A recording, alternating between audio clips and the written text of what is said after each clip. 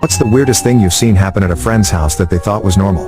1. When I was in high school, a friend asked me and 2 other friends to his house for dinner. His mom served homemade bean soup, which was very good. Toward the end of the main course, she brought out chocolate cake for dessert. She cut each of us a slice and plopped it into our bowls, in which we each still had about an inch of soup. Us guests exchanged puzzled glances, but the family dug right in, so apparently chocolate cake soaked in bean soup was an ordinary thing for them. 2. When I was like 10 or 11, a new kid moved into our town and started at our school. I was always super nice to new kids because I moved a bit and changed schools a bit. I knew how hard it was. We made friends and he had me over for a sleepover. He decided to show me a Polaroid picture of his mother having sex with a dog. I was just like, WTF dude, let's play Nintendo. 3. My childhood best friend lived with his grandparents. His grandfather was a clockmaker. He mostly restored them. Their large 2-story house's walls were covered in old restored grandfather and cuckoo clocks. Each one had a small sticker with a number so he could keep track of them all.